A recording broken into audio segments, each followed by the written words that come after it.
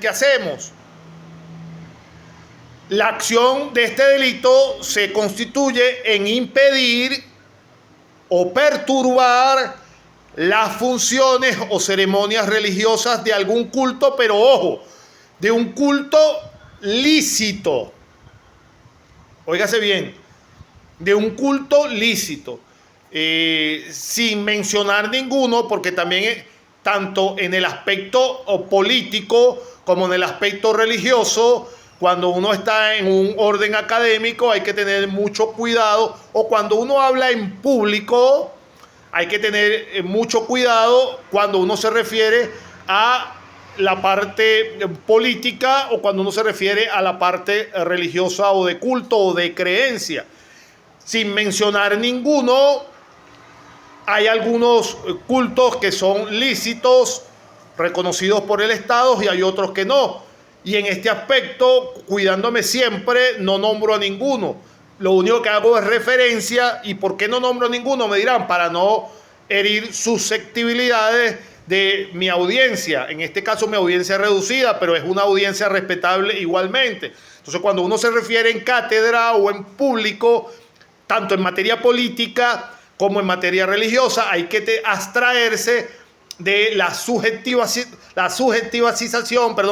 se me enredó la lengua, de la parte subjetiva que uno siempre compone, o de las opiniones. Ejemplo, si yo tengo algún tipo de creencia, no puedo pretender que la mía es superior a la de otro, o la mía tiene preeminencia sobre el otro. Por eso es que no toco ninguno, sino que simplemente lo que sí dice la norma es que la acción del delito se perfecciona o consiste en impedir o perturbar las funciones o ceremonias religiosas de algún culto, pero siempre que el culto sea lícito. ¿Cuál es el sujeto activo? El sujeto activo en este tipo de delito es indiferente, ya que puede ser cualquier persona física a la cual se le pueda imputar este delito, que cometa este tipo de acción. El sujeto pasivo es un sujeto calificado, por supuesto, y la culpabilidad dentro de este delito es dolosa. ¿Por qué es dolosa? Porque la persona, por supuesto, tiene la intención de impedir, frustrar o sabotear la celebración de alguna ceremonia religiosa lícita. En el aspecto de la consumación, este tipo de delito tiene que tiene que consumarse. Este tipo de delito no admite ningún tipo de tentativa ni admite frustración. La naturaleza de la acción penal de este delito es enjuiciable de oficio. Ojo, este delito es un delito enjuiciable de oficio. Los medios de comisión de este delito puede ser directo o indirecto. Y el objeto jurídico que protege, por supuesto, este delito, el objeto jurídico que protege o que pretende proteger la norma es, por supuesto, el derecho ¿contra qué? Contra la libertad de culto. Y cuando en este tipo de delito hablemos del objeto material, la acción va a recaer en el culto legalmente establecido en la República. Y como dijo y leyó perfectamente nuestra compañera Marlene, la pena va a ser desde 5 a 45 días de arresto. Ahora bien, ¿en qué puede consistir, inclusive extendiéndonos en los elementos de este tipo de delito? Pregunta general, hasta ahora se me sigue escuchando, estimados estudiantes. Uno solo que me diga me basta. Me siguen escuchando.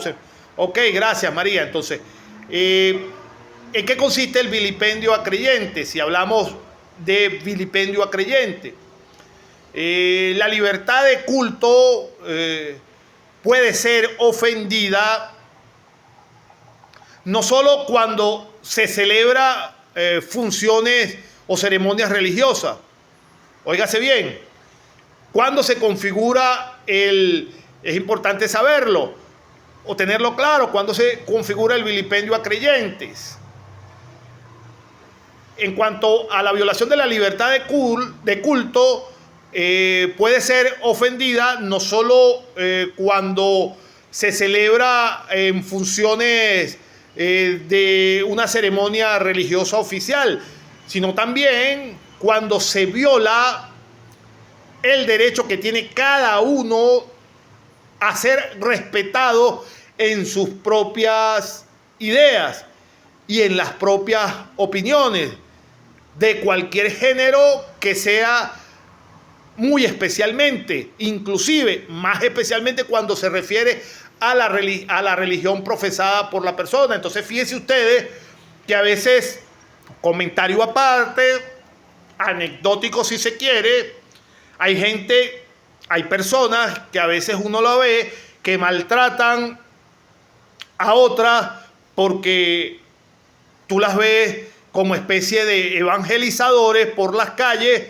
tratando de profesar su fe, tratando de adoctrinar a otras personas con su fe, y a veces uno observa que algunas personas le dan un uso inadecuado, le dan un tratamiento, inadecuado, y hasta con procacidad y hasta con intento de violencia. Yo lo he visto, y las personas no saben que eso perfectamente puede ser encuadrado dentro de un delito contra la libertad de culto, porque nos dice la doctrina que no necesariamente se complementa esta acción de vilipendio contra el credo cuando se celebran ceremonias religiosas, sino cuando inclusive se hace ataques referentes o maltratos referentes a personas particulares por el simple hecho de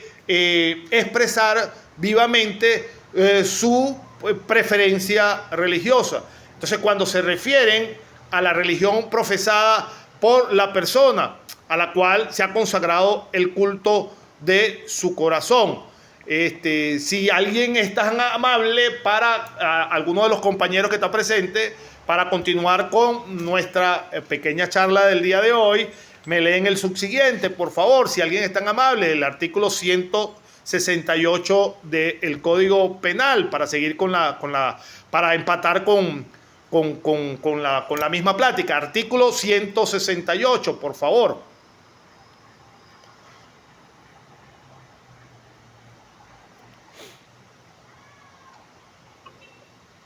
El que por hostilidad contra algún culto establecido o que se establezca en la República vilipendie a la persona que lo profese, será castigado por acusación de la parte agraviada con prisión de 1 hasta 6 meses. Gracias, María. Entonces, dentro de esto, para desmenuzar un poco este articulado que nos acaba de leer nuestra compañera, dentro de estos elementos del vilipendio a creyente, está la acción, si la podemos desgranar como desgranamos la primera. La acción va a consistir en vilipendiar a la persona que profesa algún culto. Pregunta en general: ¿en qué consiste el vilipendio? ¿Qué es vilipendiar? A ver, Winifred, ¿qué es para ti vilipendiar? Por favor. Winifred, ¿me escuchas? Winifred.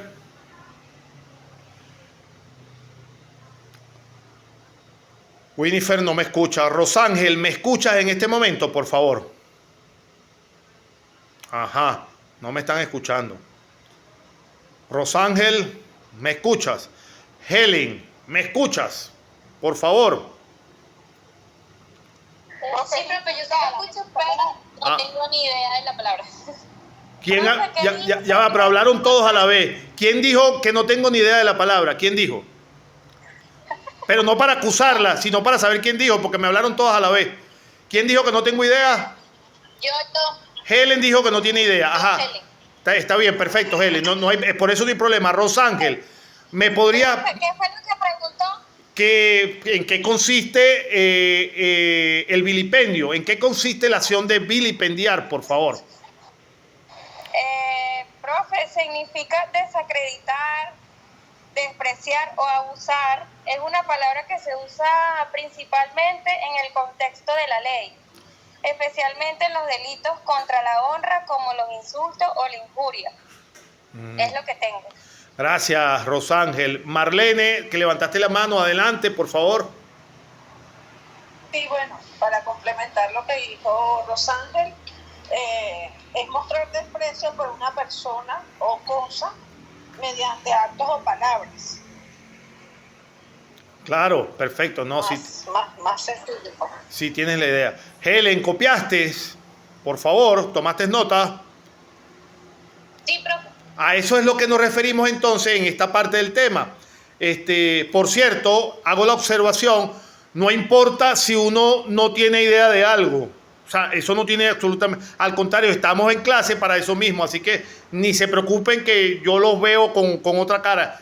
No importa absolutamente nada. Adelante, Rosángel. Profe, por Sí. lo menos un ejemplo que yo no estoy segura, ¿no? Pero... por lo menos si alguien hace un comentario vulgar o despreciativo sobre otra persona, ¿se podría decir que está vilipendiando a esa persona? Depende en principio del contexto en que lo haga. Me explico, depende del contexto que lo haga, la forma en que lo haga, con la presencia de quien lo haga, porque fíjate tú, si yo hablo más coloquial, si yo chismoseo de una persona con otra entre un particular, eso queda hasta ahí un chisme. Hablo mal de ti, te destrozo. Vamos a hablar coloquialmente.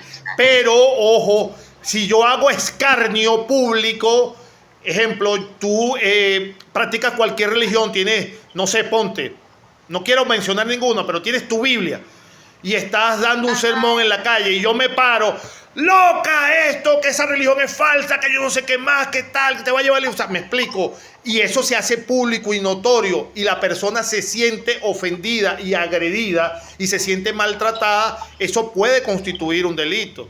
¿Y cómo se sobrelleva eso? La persona tiene que denunciar, porque este delito de vilipendio en cuanto a la profesión del culto ya no es de oficio como el primero. Si tú entras, pongamos ese ejemplo ahora que Rosángel puso ese ejemplo.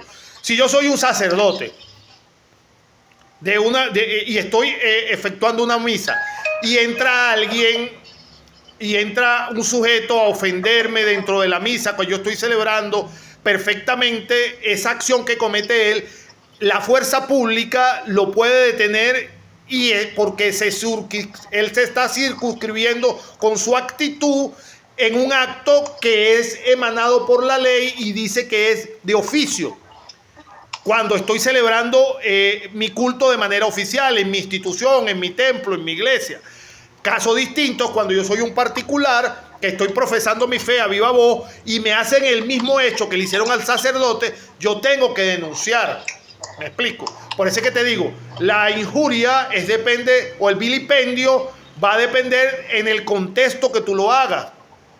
No es lo mismo que tú lances vilipendias a una persona, a un ministro, por escrito y lo pongas en Twitter. Ahora no se llama Twitter, se llama X. ¿Me explico? Porque X es público. Si tú escribes algo contra un ministro, de manera, lo vilipendias y lo publicas, pues puedes acarrear sanciones de tipo penal. ¿Me explico? Y no vale decir, pero es que la libre expresión, hay cosas que se confunden. La gente cree que la libre expresión es decir lo que me da la gana en el momento que me da la gana. Es cierto, la libre expresión, yo puedo decir lo que me da la gana, en donde me dé la gana. Pero hay una pequeña observación. Lo que yo diga puede traerme consecuencias. Me puede traer consecuencias. Yo puedo decir siempre, en cualquier contexto, lo que yo quiera. Cualquier disparate, cualquier vulgaridad o cualquier agravio contra cualquier persona. Nadie me lo va a impedir, pero lo que yo diga trae consecuencias. No sé si más o menos queda clara lo que más o menos me estabas preguntando, Rosángel. ¿Queda más o menos claro? Sí, profe. Sí. Ok, entonces seguimos. La acción entonces va a consistir en la acción de este delito que estamos tratando, en vilipendiar a la persona que profesa este culto específico. Esta acción, cuando hablamos de este delito, va a proferir va a consistir en eso, en realizar el vilipendio. Y el vilipendio, como hemos hablado, es el acto mediante el cual alguien demuestra vileza contra el sujeto pasivo. ¿Y quién es el sujeto pasivo en este caso, en este delito? Cualquiera que se circunscriba a los elementos que señala este delito. ¿Quién es el sujeto pasivo? Calificado ya que es el creyente, es decir, la persona que profesa su religión lícitamente. Esta palabra siempre se lo repito, porque eso va en ejemplos de examen. Cuando es una religión lícita, si yo decido tener una religión de matar gatos, disculpen, parece cómico, pero si yo digo que mi religión es matar gatos, eso no es una religión lícita, eso es un maltrato a los animales, no sé si me explico. Yo no puedo decir que alguien me está ofendiendo porque esa es mi religión. Estamos hablando de religiones lícitas, de sentido común, de coherencia entre el pensamiento y la acción común que más o menos resguardamos los seres humanos. Por eso es que digo siempre y repito la palabra, lícitamente, porque entonces le coloco una pequeña pregunta un poco disparatada, y disculpe que utilice el término, y la gente me dice que sí, es un delito por esto, y no recuerda la misma frase que le estoy diciendo. Estamos hablando que el delito se constituye cuando es una religión lícita reconocida por el Estado. La culpabilidad en este delito sigue siendo también de tipo doloso, por la intencionalidad, obviamente, ya ese tema lo hemos tratado en otros temas, y la consumación de igual manera no va a admitir ni tentativa ni frustración, se consuma el hecho cuando se vilipendia. La naturaleza de la acción penal de este delito es de acción privada, ojo con eso, fíjense que les coloqué el ejemplo. Una cosa es que yo soy sacerdote de alguna religión y yo estoy efectuando de manera oficial la misa dentro de el recinto que está establecido y legalizado por el Estado venezolano para yo efectuar ese tipo de celebraciones o rituales religiosos, y soy atacado, soy vilipendiado por alguien. Ese delito es perseguido de oficio por las fuerzas de seguridad del Estado. Pero este otro delito de vilipendio al creyente es de naturaleza de acción distinta, porque es un delito de acción privada y solo va a ser enjuiciable solamente por parte de la acusación de la persona que se sienta ofendida por el vilipendio, la injuria o el maltrato. El objeto jurídico que protege, por supuesto, sigue siendo los derechos ¿contra qué? Contra la libertad de culto. Y si hablamos del objeto material, va a ser sobre la persona sobre la cual va a recaer la acción. Dentro de las penas la configuró perfectamente la lectura, creo que fue nuestra compañera María, que ronda entre 1 a 6 meses, con un término medio de 3 meses de prisión, este tipo de delito. Ahora bien, para continuar y culminar con este tema, actos de desprecio contra un culto y delitos contra los ministros de un culto. Si alguien es tan amable, alguna de las compañeras, si lo tienen a la mano, el artículo 169 del Código Penal, por favor, si son tan amables. 169, creo que es. Déjeme verificar. Sí, efectivamente, 169, sí. Artículo 169. El que por desprecio a un culto establecido o que se establezca en la República, destruya, maltrate o desperfeccione de cualquier manera en un lugar público las cosas destinadas a dicho culto, y también el que violente o vilipendie a alguno de sus ministros, será castigado con prisión de 45 días a 15 meses. Si se trata de otro culto cometido contra el ministro de algún culto en el ejercicio de sus funciones, o causa de esta, la pena fijada a dicho delito se aumentará una sexta parte. Gracias, Marlene, muy amable por tu participación. Fíjense ustedes, analicemos también este articulado. Una primera hipótesis va a consistir en destruir o maltratar o, decía la norma, desperfeccionar de cualquier manera en un lugar público, destruir en un lugar público las cosas destinadas al culto. Destruir en un lugar público las cosas destinadas al culto. El objeto material va a estar integrado, ¿por qué? Por eso mismo, por las cosas destinadas al culto.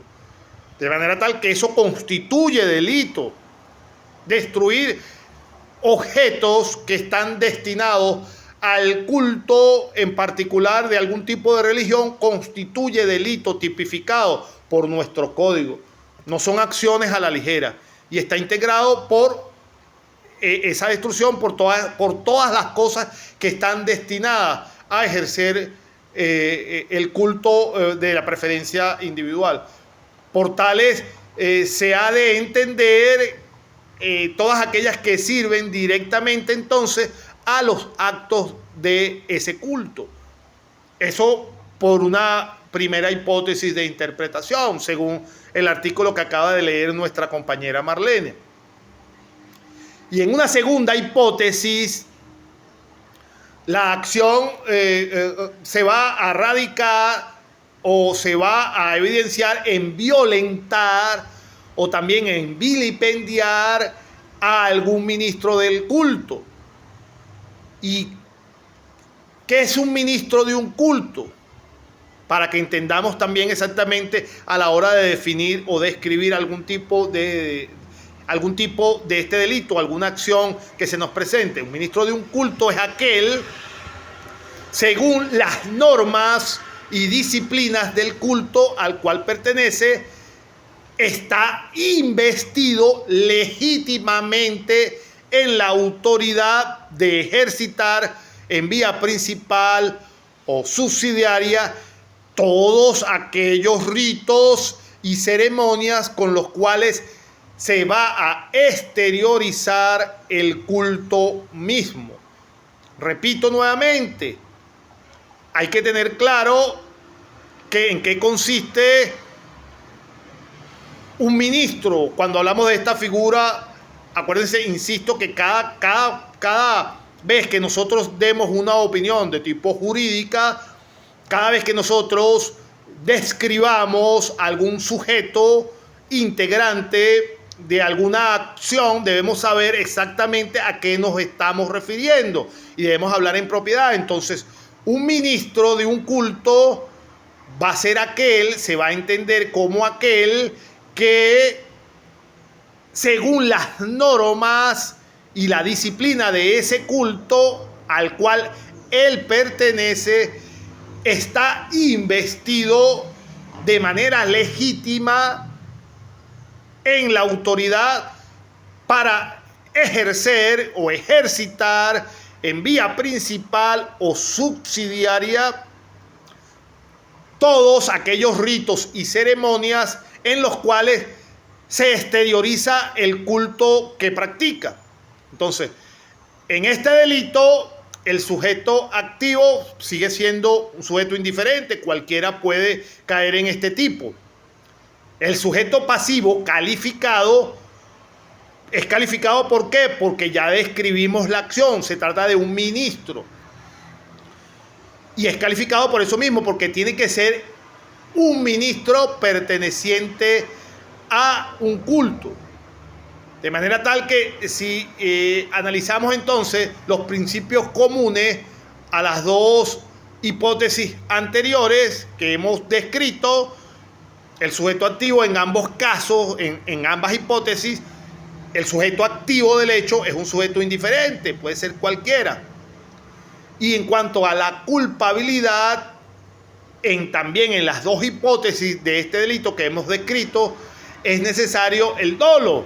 Es decir, la intencionalidad que tenga el sujeto en destruir, en vilipendiar y en ofender o destruir las cosas de práctica del culto, o vilipendiar a el ministro del mismo que profesa el mismo culto. Entonces, la naturaleza de la acción penal en ambas hipótesis que hemos descrito, en ambos casos, la naturaleza penal es, en este caso, en estos dos casos, es de acción pública y enjuiciable de oficio. Insisto, es de oficio. Cualquiera que destruya algún objeto perteneciente a un culto va a ser perseguido de oficio. Cualquiera que vilipendie a algún ministro de un culto va a ser perseguido de oficio. A un ministro, a diferencia de un creyente, tienen que tener esa diferenciación. La penalidad en ambos supuestos, la pena es de prisión de 45 días a 15 meses. Hasta este momento, en cuanto a este escenario, con el 169, culminamos con esta parte de nuestra temática de hoy, el artículo 169. Ahora bien, ¿alguna pregunta hasta ahora, hasta este momento? ¿Todavía se me sigue escuchando? No me habían contestado, no le he preguntado, ¿se me sigue escuchando? Ok, Marlene dice que sí. Perfecto. Continuamos entonces para culminar con esta pequeña charla de hoy. Vamos a hablar de los daños a monumentos y ornatos funerarios o religiosos en lugares destinados al culto o a un cementerio. Repito, para continuar con nuestro tema, hablemos de daños a monumentos u ornatos funerarios o religiosos en lugares destinados al culto o en algún cementerio. Por favor, requiero la colaboración porque, insisto, dejo de ver la cámara si intento leer, ya ustedes lo saben, y yo no tengo muy buena visión. Artículo 170, por favor, del Código Penal, si alguien es tan amable y me ayuda con el artículo 170. Por favor, artículo 170. Artículo 170. Cualquiera que en lugares destinados al culto o en los cementerios deteriore, desperfeccione o afee los monumentos, pinturas, piedras, lápidas, inscripciones o túmulos, será castigado con arresto de 1 a 6 meses o multa de 150 unidades tributarias a 1.500 unidades tributarias. Gracias, Marlene. En un tiempo, ustedes que son más jóvenes que yo no lo vieron, eran muy respetados los cementerios. En mi caso, por mi origen, nosotros íbamos a visitar a nuestros familiares difuntos en el Cementerio General del Sur. Hoy en día, según la experiencia que uno puede adquirir diariamente en cuanto a la inmensa red de información que se recibe, debido a algunas prácticas en las últimas décadas se han instaurado en nuestro país, es muy común ahora que se profanen los sarcófagos dentro de no solo de ese cementerio, sino de otro cementerio. Pero en el caso de que uno vive en Caracas, es muy común, pues, debido a algunos ritos y prácticas que se profanen mucho los camposantos. Y eso es un bien tutelado por el Estado. Y no pareciese que existan las suficientes normas de control en cuanto a ese aspecto. Dicho eso mismo, sin extenderme más en esa problemática, la acción de este delito consiste en que cualquiera, como leyó nuestra compañera Marlene, que cualquiera que en los lugares destinados a el culto o en los cementerios deterioren o desperfeccionen o afeen los monumentos, las pinturas, decía la norma, las piedras, las lápidas, las inscripciones, absolutamente cualquier parte del ornamento incurre en el tipo penal señalado por la norma que leyó nuestra compañera Marlene. En ese sentido, entonces, este delito se encuentra, por supuesto, ubicado dentro del artículo 170. Los sujetos activos, si seguimos el orden que hemos descrito en los anteriores, el sujeto activo es un sujeto activo indiferente. Cualquiera puede cometer este hecho.